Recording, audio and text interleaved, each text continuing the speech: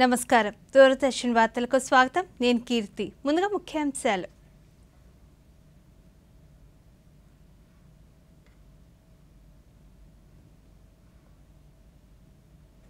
రాజ్యాంగం దేశానికి మార్గదర్శకం. క్యాన్సర్తో పోరాటంలో ఆయుష్మాన్ భారత్ యోజన పెద్ద పాత్ర పోషిస్తుందన్న ప్రధానమంత్రి నరేంద్ర మోదీ. వచ్చే నెల 13 నుంచి ప్రయాగ్రాజ్లో మహా కుంభమేళా భారీ ఏర్పాట్లు జరుగుతున్నాయన్న ప్రధాని. ప్రముఖ సినీ నటుడు అక్కినేని నాగేశ్వరరావు తెలుగు సినిమాను కొత్త శిఖరాలకు చేర్చారని మన్ కీ బాత్లో ప్రధాని వెల్లడి. అప్పుల భారంలోనూ అభివృద్ధి సంక్షేమ కార్యక్రమాలు. రాష్ట్రంలో ప్రతి ఇంటికి సంక్రాంతి నాటికి సిమెంట్ రోడ్ల నిర్మాణం పూర్తి చేస్తామన్న జలవనరుల శాఖ మంత్రి నిమ్మల రామానాయుడు. వికసిత్ భారత్ లక్ష్యంగా ప్రధానమంత్రి కృషి. ఆత్మ నిర్భర్ భారత్ సద్వినియోగం చేసుకోవాలన్న కేంద్ర ఆయుష్, ఆరోగ్య, కుటుంబ సంక్షేమ శాఖ సహాయ మంత్రి ప్రతాప్ రావ్ జాదవ్. వార్తల్లోని వివరాలు చూద్దాం. ప్రధానమంత్రి నరేంద్ర మోదీ తన మనసులోని భావాలను దేశ ప్రజలతో పంచుకునే మన్ కీ బాత్ కార్యక్రమంలో ఈరోజు అనేక అంశాలను ప్రస్తావించారు. 2025 జనవరి 26 నాటికి భారత రాజ్యాంగం అమల్లోకి వచ్చి 75 సంవత్సరాలు అవుతుందని, ఇది మన అందరికీ ఎంతో గర్వకారణమని ప్రధాని పేర్కొన్నారు. వచ్చే నెల 13వ తేదీ నుంచి ప్రయాగ్రాజ్లో జరిగే మహాకుంభమేళా విశేషాలను వివరించారు. మహాకుంభమేళాకు జరుగుతున్న ఏర్పాట్లు, కుంభమేళాలో తొలిసారి కృత్రిమ మేధ చాట్బోట్ వినియోగం, యానిమేషన్ విశేషాలు తెలిపారు. ప్రముఖ సినీ నటుడు అక్కినేని నాగేశ్వరరావు తెలుగు సినిమాకు చేసిన కృషిని వివరించారు. వేవ్ సమ్మిట్లో యువత పాల్గొనాలని పిలుపునిచ్చారు. మలేరియా నివారణకు జరిగిన కృషి, ఆయుష్మాన్ భారత్ యోజనతో క్యాన్సర్ బాధితులకు అందుతున్న సాయంతో పాటు మన్ కీ బాత్లో ప్రధాని ప్రస్తావించిన పలు అంశాలను, విశేషాలను ఇప్పుడు చూద్దాం.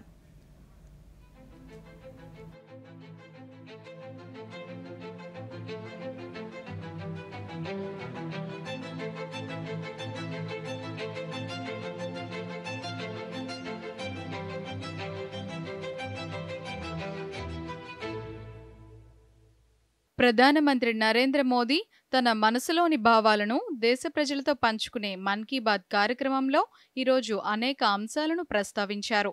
117వ సంచికలో 2025 జనవరి 26 నాటికి భారత రాజ్యాంగం అమల్లోకి వచ్చి 75 సంవత్సరాలు అవుతుందని, ఇది మన అందరికీ ఎంతో గర్వకారణమని ప్రధాని పేర్కొన్నారు.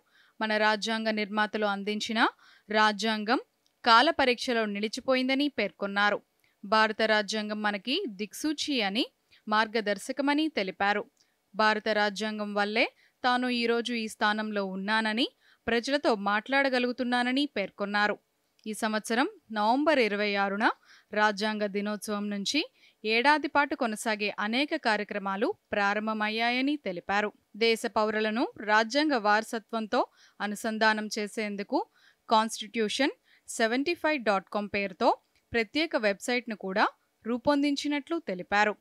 రాజ్యాంగ ప్రవేశికను చదివిన తర్వాత వీడియోను అప్లోడ్ చేయవచ్చని సూచించారు.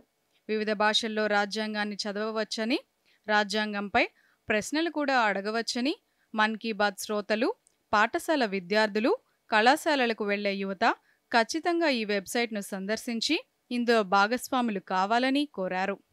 मेरे प्यारे देशवासियों, नमस्कार। 2025 बस अब तो आ ही गया है, दरवाजे पर दस्तक दे ही रहा है।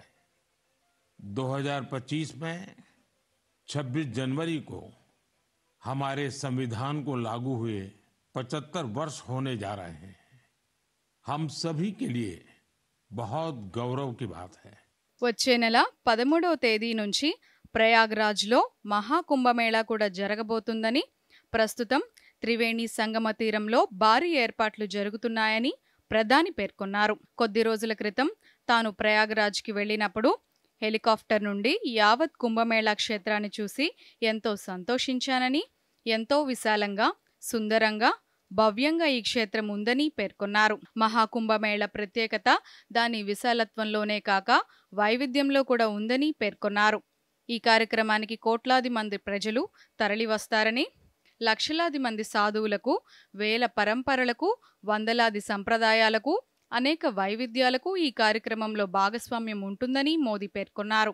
ఎక్కడా భేద భావాలుండవు, పెద్ద చిన్న అనే తారతమ్యాలుండవని, ఇలాంటి భిన్నత్వంలో ఏకత్వ దృశ్యం ప్రపంచంలోనే మరెక్కడా కనిపించదన్నారు. అందుకే మన కుంభమేళా ఐక్యత మహాకుంభమేళాగా ప్రసిద్ధి చెందుతుందన్నారు. ఈసారి మహాకుంభమేళా ఐక్యత మహాకుంభమేళా మంత్రానికి బలం చేకూరుస్తుందన్నారు. ఐక్యత సంకల్పంతో కుంభమేళాలో తిరిగి రమ్మని ప్రధాని సూచించారు. సమాజంలో విభజన భావాలను, విద్వేషాన్ని పోగొట్టేందుకు ప్రతిజ్ఞ కూడా చేయాలని కోరారు. మహాకుంభం సందేశం ఐక్యంగా ఉండాలి, యావత్ దేశం నిరంతర గంగా ప్రవాహం, విచ్ఛిన్నం కావద్దు మన సమాజం అంటూ తక్కువ పదాలతో చెప్పవచ్చని ప్రధాని వర్ణించారు. साथियों, अगले महीने 13 तारीख से प्रयागराज में महाकुंभ भी होने जा रहा है। इस समय वहां संगम तट पर जबरदस्त तैयारियां चल रही है। मुझे याद है, अभी कुछ दिन पहले जब मैं प्रयागराज गया था तो हेलीकॉप्टर से पूरा कुंभ क्षेत्र देखकर दिल प्रसन्न हो गया था। इतना सुंदर, इतनी भव्यता। साथियों, महाकुंभ की विशेषता केवल इसकी विशालता में ही नहीं है, कुंभ की विशेषता इसकी विविधता में भी है। దేశంలోని వివిధ ప్రాంతాలతో పాటు ప్రపంచం నలుమూలల నుండి భక్తులు ప్రయాగ్రాజ్లో జరిగే డిజిటల్ మహాకుంభమేళాను దర్శిస్తారన్నారు. డిజిటల్ నావిగేషన్ సహాయంతో వివిధ ఘాట్లు, దేవాలయాలు, సాధువుల నివాసాలకు చేరుకోవటానికి దారి తెలుస్తుందన్నారు. ఈ నావిగేషన్ వ్యవస్థ పార్కింగ్ స్థలాన్ని చేరుకోవటానికి కూడా సహాయపడుతుందని, మొదటిసారిగా కుంభమేళాలో కృత్రిమ మేధ చాట్బాట్ ఉపయోగాన్ని చూడవచ్చన్నారు. ఈ చాట్బాట్ ద్వారా కుంభమేళాకు సంబంధించిన ప్రతి సమాచారాన్ని 11 భారతీయ భాషల్లో పొందవచ్చన్నారు. టెక్స్ట్ టైప్ చేయటం ద్వారా, మాట్లాడటం ద్వారా ఎవరైనా ఈ చాట్బాట్ నుండి ఎలాంటి సహాయమైనా అడగవచ్చన్నారు. ఈ క్షేత్రం యావత్తు కృత్రిమ మేధతో తీర్చిదిద్దిన కెమెరాలతో ఉంటుందని, కుంభమేళా సమయంలో ఎవరైనా పరిచయస్తుల నుండి విడిపోతే వారిని కనుగొనటంలో కూడా ఈ కెమెరాలు సహాయపడతాయన్నారు. భక్తులు డిజిటల్ లాస్ట్ అండ్ ఫౌండ్ కేంద్ర సౌకర్యం కూడా పొందుతున్నారన్నారు. ప్రభుత్వం ఆమోదించిన టూర్ ప్యాకేజీలు, వసతి, హోమ్ స్టేల వివరాలు కూడా భక్తుల మొబైల్లోనే లభిస్తాయన్నారు. మహాకుంభమేళాకు వెళితే ఈ సౌకర్యాలను సద్వినియోగం చేసుకోవాలని, ఖచ్చితంగా ఏక్తా కా మహాకుంభ్ హ్యాష్ట్యాగ్తో సెల్ఫీలు అప్లోడ్ చేయాలని ప్రధాని కోరారు. डिजिटल नेविगेशन की मदद से आपको अलग अलग घाट, मंदिर, साधुओं के अखाड़ों तक पहुंचने का रास्ता मिलेगा। यही नेविगेशन सिस्टम आपको पार्किंग तक पहुंचने में भी मदद करेगा। पहली बार कुंभ आयोजन में एआई चैटबॉट का प्रयोग होगा। एआई चैटबॉट के माध्यम से 11 भारतीय भाषाओं में कुंभ से जुड़ी हर तरह की जानकारी हासिल की जा सकेगी। इस चैटबॉट से कोई भी टेक्स्ट टाइप करके या बोलकर किसी भी तरह की मदद मांग सकता है। ఇదే సందర్భంగా కేటీబీ విశేషాలను మన్ కీ బాత్లో ప్రధాని వివరించారు. Krish, Trisha, Balti bye animation series విశేషాలను వెల్లడించారు. ఈ కేటీబీ 2వ సీజన్ వచ్చిందని, ఈ 3 యానిమేషన్ పాత్రలు భారత స్వాతంత్ర్య పోరాటంలో పెద్దగా చర్చించబడని నాయకులు, నాయకురాళ్ల గురించి చెప్తాయని, ఇటీవలే 2వ సీజన్ గోవాలోని భారత అంతర్జాతీయ చలనచిత్రోత్సవంలో చాలా ప్రత్యేక శైలిలో ప్రారంభమైందన్నారు. ఈ సిరీస్ అనేక భారతీయ భాషల్లోనే కాకుండా విదేశీ భాషల్లో కూడా ప్రసారం అవుతుందని, దీన్ని దూరదర్శన్తో పాటు ఇతర ఓటీటీ ప్లాట్ఫామ్లలో కూడా చూడవచ్చన్నారు. మన యానిమేషన్ చిత్రాలు, చలనచిత్రాలు, టీవీ సీరియళ్లకు లభిస్తున్న ఆదరణ భారతదేశ సృజనాత్మక పరిశ్రమకు ఎంతో సామర్థ్యం ఉందో నిరూపిస్తోందన్నారు.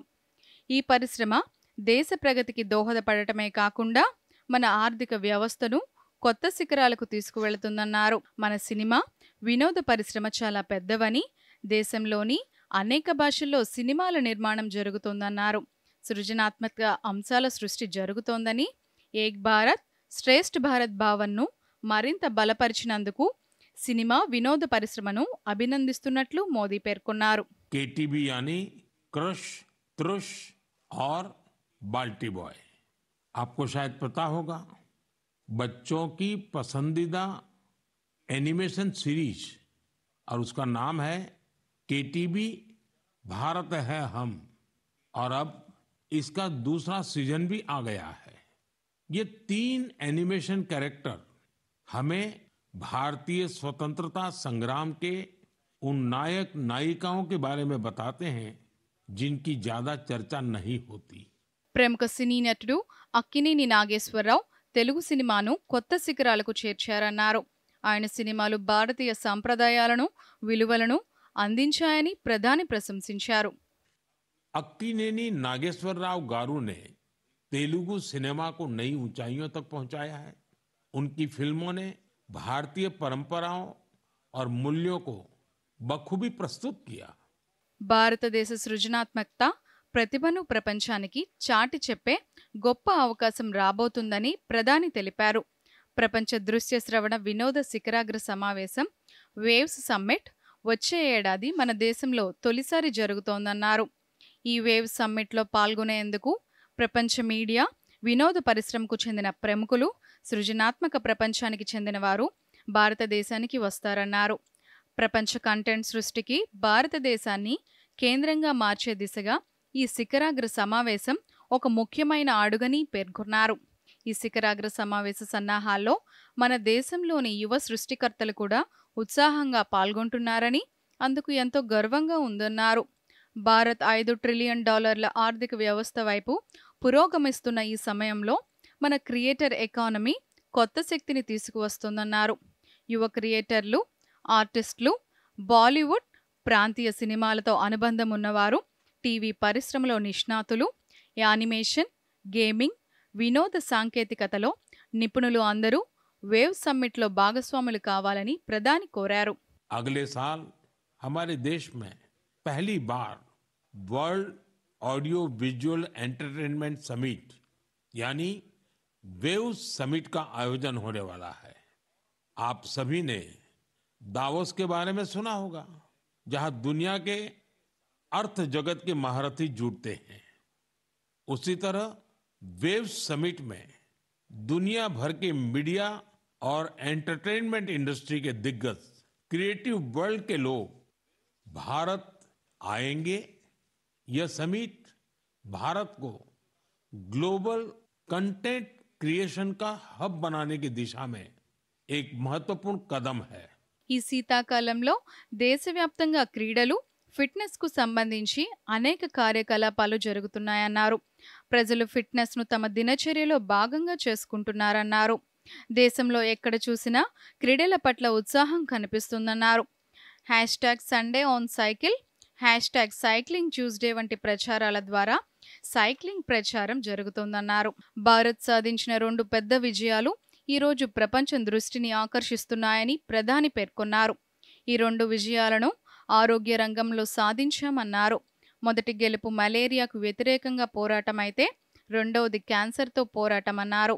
మలేరియా 4000 సంవత్సరాలుగా మానవాళికి పెద్ద సవాలుగా ఉందని, స్వాతంత్ర్యం వచ్చినప్పుడు కూడా ఆరోగ్య రంగంలో పెద్ద సవాళ్లలో ఒకటని, 1 నెల నుండి 5 సంవత్సరాల వయసు గల పిల్లల ప్రాణాలను తీసే అంటువ్యాధుల్లో మలేరియాదే 3వ స్థానమన్నారు. ఈరోజు దేశ ప్రజలు సామూహికంగా ఈ సవాలును బలంగా ఎదుర్కొంటున్నారని ప్రధాని పేర్కొన్నారు.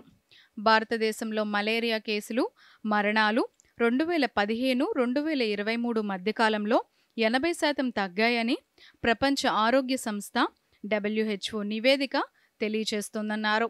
ఇది సాధారణ విషయం కాదని, దేశంలోని ప్రతి ఒక్కరూ ఈ ప్రచారంలో భాగస్వాములు కావటం వల్లే ఈ విజయం సాధించామన్నారు. మలేరియా నియంత్రణలో ప్రజల భాగస్వామ్యం విజయవంతమైందన్నారు. అస్సాంలోని జోర్హాట్ తేయాకు తోటల్లో నివసించే ప్రజలు మలేరియా నిర్మూలనకు చేసిన కృషిని ప్రధాని ప్రశంసించారు. దోమల పెంపకాన్ని తగ్గించడంలో సహాయపడేలా వీధి నాటకాలు రూపొందించి రేడియోల ద్వారా ప్రచారం చేశారని వివరించారు.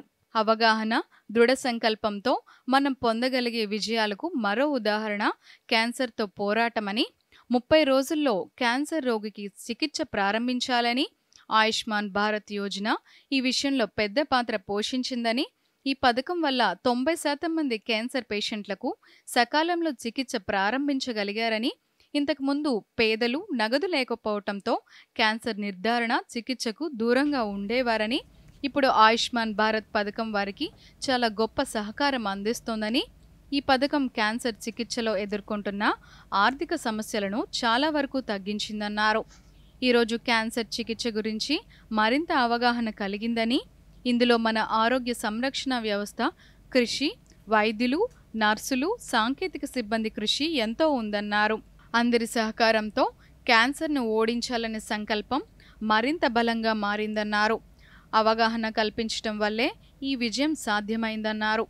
మనమందరం కలిసి క్యాన్సర్పై ఓ పోరాటాన్ని వేగంగా ముందుకు తీసుకువెళదామని, మరింత ఎక్కువ మంది రోగులకు సహాయం చేద్దామని ప్రధాని పిలుపునిచ్చారు. మన్ కీ బాత్లో భిన్నత్వంలో ఏకత్వంతో మన భారతదేశం ఎలా ముందుకు సాగుతుందో విన్నామని, క్రీడారంగమైనా, సైన్స్ అయినా, ఆరోగ్యం లేదా విద్యారంగమైనా భారతదేశం ప్రతి రంగంలోనూ కొత్త శిఖరాలకు చేరుతోందని, మనమంతా సామూహికంగా ఒకే కుటుంబ భావనతో ప్రతి సవాలును ఎదుర్కొని కొత్త విజయాలను సాధించామని, 2014లో మొదలైన మన్ కీ బాత్ 116 ఎపిసోడ్లలో మన్ కీ బాత్ దేశ సామూహిక శక్తికి సజీవ పత్రంగా మారటం చూశానని, అందరూ ఈ కార్యక్రమాన్ని స్వీకరించి సొంతం చేసుకున్నారని, ప్రతి నెల ప్రజలు వారి ఆలోచనలు, ప్రయత్నాలను పంచుకుంటున్నారని, కొన్నిసార్లు యువ ఆవిష్కర్తల ఆలోచనలు తనను ఆకట్టుకుంటున్నాయని, కొన్నిసార్లు ఆడపిల్లలు సాధించిన విజయాలు తనను గర్వించేలా చేశాయని తెలిపారు. అందరి భాగస్వామ్యమే దేశం నలుమూలల నుండి సానుకూల శక్తిని తీసుకువస్తుందని, మన్ కీ బాత్ ఈ సానుకూల శక్తిని పెంపొందించే వేదికగా మారిందన్నారు. ఇప్పుడు 2025 తలుపు తడుతోందని, వచ్చే సంవత్సరంలో మన్ కీ బాత్ ద్వారా మరింత స్ఫూర్తిదాయకమైన ప్రయత్నాలను మనం పంచుకుందామని, దేశ ప్రజల సానుకూల ఆలోచన, ఆవిష్కరణల స్ఫూర్తితో భారతదేశం కొత్త శిఖరాలకు చేరుకుంటుందని తాను విశ్వసిస్తున్నట్లు ప్రధాని పేర్కొన్నారు. ప్రజల చుట్టూ ఉన్న ప్రత్యేకమైన ప్రయత్నాలను #మన్ కీ బాత్ అనే హ్యాష్ట్యాగ్తో పంచుకుంటూ ఉండాలని, వచ్చే ఏడాది జరిగే ప్రతి మన్ కీ బాత్లో మనం పరస్పరం పంచుకోవాల్సినవి చాలా ఉంటాయని తాను ఆకాంక్షిస్తున్నట్లు పేర్కొన్న ప్రధాని అందరికీ 2025 శుభాకాంక్షలు తెలిపారు.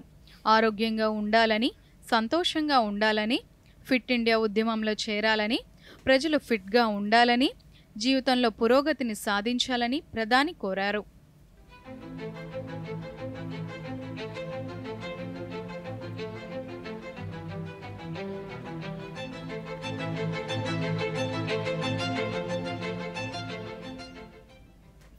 వార్తల్లో చిన్న విరామం.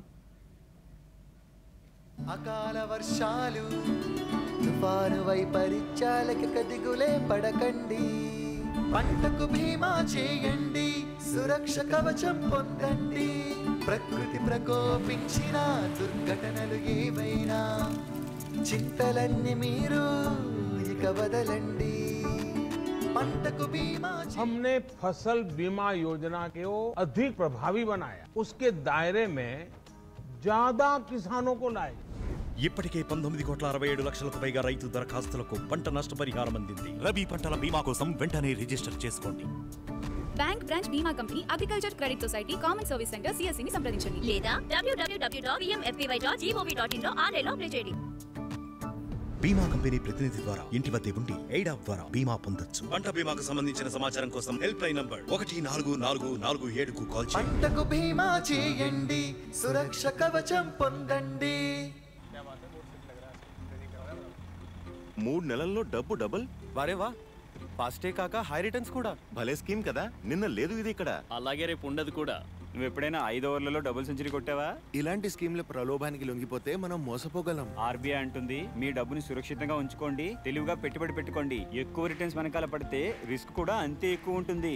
ఇంకా ఫాస్ట్ రిటర్న్స్ తో జాగ్రత్త. ఇంకా ఫాస్ట్ బౌలింగ్ తో కూడా. ఆర్బీఐ అంటుంది విషయాలు తెలుసుకోండి, జాగరూకంగా ఉండండి. మనందరికీ ఒక కల ఉంది. అధునాతన మరియు అభివృద్ధి చెందిన భారతదేశాన్ని నిర్మించడానికి మనం మన ఆదాయ పన్ను రిటర్నును ఫైల్ చేయడం ద్వారా ఈ కలను సాకారం చేసుకునే దిశగా బలమైన అడుగు వేస్తాము.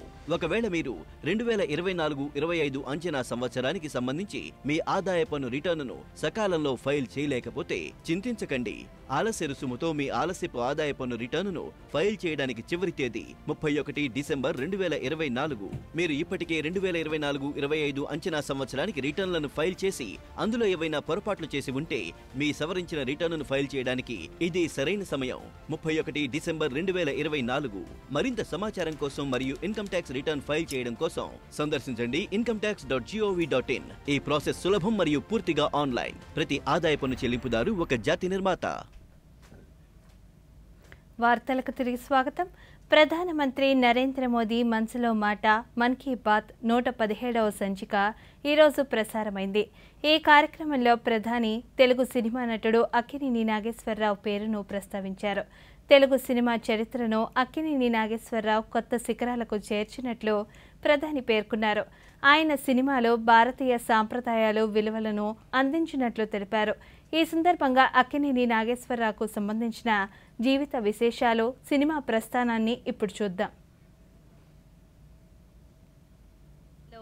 ప్రపంచం గర్వించే నటుడు, దాదా సాహెబ్ ఫాల్కే అవార్డు గ్రహీత అక్కినేని నాగేశ్వరరావు ఎలాంటి ఆడంబరాలు, అతి అంచనాలతో కాకుండా వాస్తవ భౌతిక పరిస్థితులతో ఉండి క్రింది స్థాయి నుంచి ఎదిగి పైకి వచ్చిన విలక్షణ నటుడు అక్కినేని నాగేశ్వరరావు.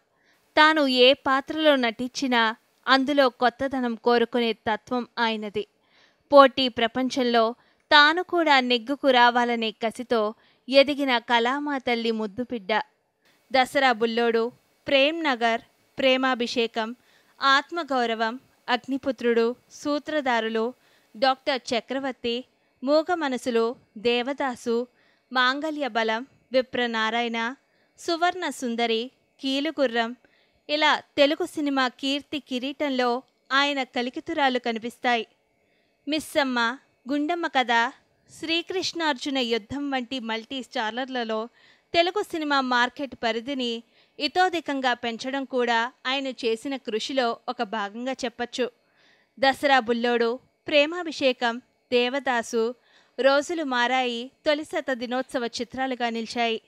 దసరా బుల్లోడు 200 రోజులకు పైగా ఒకే థియేటర్లో ప్రదర్శితమైంది. ప్రేమాభిషేకం చిత్రం 300 రోజులకు పైగా నడిచింది. ఆ రోజుల్లో ఎన్టీఆర్, అక్కినేని సినిమాలంటే ప్రజలు ఎంతగానో ఇష్టపడేవారు. అక్కినేని నాగేశ్వరరావు చిత్రాల్లో ఎక్కువ ఆత్మీయత, అనురాగాలు, అనుబంధాలు ఉండే కథాంశాలుగా ఉండేవి. కుటుంబ జీవనం, సమస్యలు, పరిష్కారాలు వంటి వాటికి ఎక్కువగా ప్రాధాన్యత ఇచ్చేవారు. కుటుంబం అంటే ఎలా ఉండాలో ఎన్నో సందర్భాల్లో చెప్పారు అక్కినేని. 1990వ దశకంలో బంగారు కుటుంబంలో అలాంటి ఆత్మీయతల్ని చూపించారు కూడా. చిట్ట చివరి సినిమా మనంలోనూ అలాంటి అనుబంధాలే రుచి చూపించారు. మహాకవి కాళిదాసుగా అద్భుత నటనకు మధ్యప్రదేశ్ ప్రభుత్వం కాళిదాసు సమ్మాన్ బిరుదుతో సత్కరించింది. ఆయన రచించిన మేఘ సందేశానికి జీవం పోసి 18 అవార్డులు తెచ్చిపెట్టింది. మరోసారి బంగారు నందిని అందించింది. నిజ జీవిత పాత్రని సీతారామయ్య గారి మనవరాలిలో నటించి ఫిలింఫేర్ సొంతం చేసుకున్నారు. 1988లో పద్మభూషణ్ అందుకున్న తొలి తెలుగు హీరో అక్కినేని నాగేశ్వరరావే కావటం విశేషం. 1990లో ప్రతిష్టాత్మకమైన దాదా సాహెబ్ ఫాల్కే అవార్డు సొంతం చేసుకున్న ఏకైక దక్షిణాది నటుడు కూడా ఆయనే. తెలుగువాడిగా అక్కినేని నాగేశ్వరరావు సృష్టించిన రికార్డులు కళామా తల్లి సేవకు నిదర్శనం. ఎన్నో ఏళ్లపాటు ప్రేక్షకులని మెప్పించిన అక్కినేని నాగేశ్వరరావు 2014 జనవరి 22న తుదిశ్వాస విడిచారు. తెలుగు ప్రేక్షకుల హృదయాలలో ఆయన ఎప్పటికీ చిరస్మరణీయంగా నిలిచిపోతారు. రాష్ట్రం 14,000 కోట్ల రూపాయలు అప్పుల్లో ఉన్నప్పటికీ అభివృద్ధి, సంక్షేమం కార్యక్రమాల్లో ముఖ్యమంత్రి చంద్రబాబు నాయుడు నాయకత్వంలో ప్రభుత్వం అమలు చేస్తుందని రాష్ట్ర జలవనరుల శాఖ మంత్రి డాక్టర్ నిమ్మల రామానాయుడు చెప్పారు. పశ్చిమ గోదావరి జిల్లా తాడేపల్లిగూడెంలో తెలుగుదేశం పార్టీ కార్యాలయాన్ని మంత్రి ఈరోజు ప్రారంభించారు. ఈ సందర్భంగా రామానాయుడు మాట్లాడుతూ దేశంలోని ఏ రాష్ట్రంలో లేని విధంగా పేదలకు 4,000 రూపాయల పెన్షన్ అందిస్తున్నామన్నారు. 2014 నుంచి 19 వరకు రాష్ట్రంలో లోటు బడ్జెట్ ఉన్నప్పటికీ నాణ్యమైన విద్యుత్ను కొనుగోలు చేయకుండా అందించామన్నారు. గత ప్రభుత్వం తీసుకున్న నిర్ణయం మేరకే విద్యుత్ ఛార్జీలను పెంచడం జరిగిందన్నారు. రాష్ట్రంలో ప్రతి ఇంటికి సంక్రాంతి నాటికి సిమెంట్ రోడ్ల నిర్మాణంతో పాటు గుంతల లేని రోడ్ల నిర్మాణం కోసం కృషి చేస్తున్నామన్నారు. 2027 నాటికి పోలవరం ప్రాజెక్టును పూర్తి చేస్తామని మంత్రి ప్రకటించారు. పేదవాడి ఇంటికి వెళ్ళి ఏదైతే పెన్షన్ అందజేస్తూ ఉన్నారో మరి దాన్ని సమర్థవంతంగా మన ప్రజలకు తెలియజెప్పడం కానీ, డిఎస్సి నోటిఫికేషన్ ఇచ్చి ఇవాళ యువతకు ఉద్యోగ అవకాశాలు కల్పించేటువంటి విషయంలో కానీ 5 రూపాయలకే ఉదయం, 5 రూపాయలకే మధ్యాహ్నం, 5 రూపాయలకి సాయంత్రం 15 రూపాయలు పెడితే పేదవాడు రోజంతా కూడా పట్టేడు అన్నం తిని కడుపు నింపేటువంటి అన్నా క్యాంటీన్లు ఏదైతే 200 పైబడి ఆంధ్రప్రదేశ్ రాష్ట్రంలో ఏదైతే ప్రారంభించామో ఈ రాష్ట్రంలోంచి గత పాలనలో అనంతపురం జిల్లా పరిధిలో ఈ ఏడాది ఐపీసీ, సిఆర్పీసీ మిస్సింగ్ కేసులు తగ్గుముఖం పట్టాయని జిల్లా పోలీసు సూపరింటెండెంట్ పి జగదీష్ తెలిపారు. ఈరోజు అనంతపురం ఎస్పీ కార్యాలయంలో ఆయన మీడియాతో మాట్లాడుతూ జిల్లాలో శాంతి భద్రతల పరిరక్షణను జిల్లా పోలీసులు సమర్థవంతంగా నిర్వహించారన్నారు. రోడ్డు సేఫ్టీ, గంజాయి కట్టడి, సైబర్ మోసాల నియంత్రణల కోసం పటిష్ట చర్యలు చేపట్టి అవగాహన కార్యక్రమాలు నిర్వహించినట్లు తెలిపారు. రానున్న రోజుల్లో ఎదురయ్యే సవాళ్లను సమర్థవంతంగా అధిగమించి జిల్లా ప్రజలకు మెరుగైన సేవలు అందించేలా ప్రణాళికలు సిద్ధం చేస్తున్నామని ఎస్పీ తెలిపారు. దానికి సంబంధించిన ఒక హెడ్లో తప్ప అండ్ డ్రాస్టిక్ ఇంక్రీజ్ మీకు కనపడుతుంది. 768 నుంచి 1753కి ఇంక్రీజ్ అవ్వడం జరిగింది. అది తప్ప మిగతా overall there is a crime reduction. మనకు ఐపీసీ కేసెస్లో చూసుకున్నట్టే 14%, మిగతా సిఆర్పీసీ కేసెస్లో 0.4% అండ్ అదర్ మిస్సింగ్ కేసెస్లో కూడా 10% రిడక్షన్ కనపడుతుంది. కమింగ్ టు మిస్సింగ్, ప్రపంచ తెలుగు రచయితల మహాసభలు విజయవాడలో 2 రోజుల పాటు వైభవంగా కొనసాగాయి. నగరంలోని కేబీఎన్ కళాశాల ప్రాంగణంలో 2వ రోజు సభకు కవులు, రచయితలు, భాషాభిమానులు పలువురు పాల్గొన్నారు. సభల సందర్భంగా పొట్టి శ్రీరాములు సభ ప్రాంగణంలో సదస్సులు, కవిత, సాహిత్య సమ్మేళనాలు నిర్వహించారు. తెలుగు భాషను భవిష్యత్ తరాలకు మరింత చేరువ చేయటానికి ఎటువంటి మార్పులు తీసుకురావాలనే లక్ష్యంతో సభలు జరిగాయి. ఈరోజు జరిగిన 3వ వేదిక కవితా విభాగ సదస్సుకు విజయవాడ దూరదర్శన్ కేంద్ర ప్రాంతీయ వార్తా విభాగాధిపతి డాక్టర్ జి కొండలరావు ముఖ్య అతిథిగా పాల్గొని తెలుగు భాషాభివృద్ధికి రచయితలు చేస్తున్న కృషిని కొనియాడారు. తెలుగు జాతి ఔన్నత్యాన్ని ప్రపంచ దేశాలకు తెలియజేయాలన్నారు. కరోనా సమయంలో సమయాన్ని సద్వినియోగం చేసుకుంటూ తెలుగు జాతి ఔన్నత్యం ఉట్టిపడేలా కళల పట్ల ఉత్సుకత ప్రదర్శించిన పలువురిని ఈ సందర్భంగా ఆయన అభినందించారు. అనంతరం పలువురికి ప్రశంసా పత్రాలను అందజేశారు.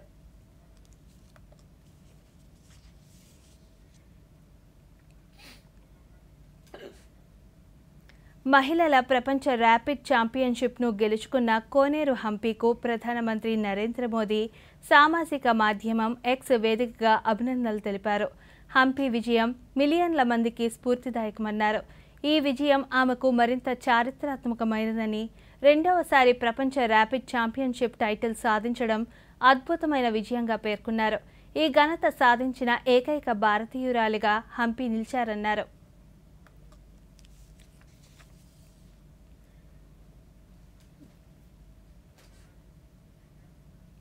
ప్రపంచ చెస్లో కోనేరు హంపీ విజయం భారతదేశానికి గర్వకారణమని ముఖ్యమంత్రి నారా చంద్రబాబు నాయుడు అన్నారు. న్యూయార్క్లో జరిగిన ప్రపంచ ర్యాపిడ్ బ్లిట్జ్ చెస్ ఛాంపియన్షిప్లో భాగంగా ర్యాపిడ్ ఛాంపియన్షిప్గా కోనేరు హంపీ నిలిచింది. ఈ టోర్నీలో ఆమె 8.5 పాయింట్లతో అగ్రస్థానంలో నిలిచింది. 2019లోనూ హంపీ విజయం సాధించడం విశేషం. ఈ సందర్భంగా ఆమెకు ముఖ్యమంత్రి సామాజిక మాధ్యమం ఎక్స్ వేదికగా అభినందనలు తెలిపారు. హంపీ అద్భుత విజయంతో భారత్ చెస్కి ఈ ఏడాది అద్భుత సంవత్సరంగా నిలిచిందన్నారు.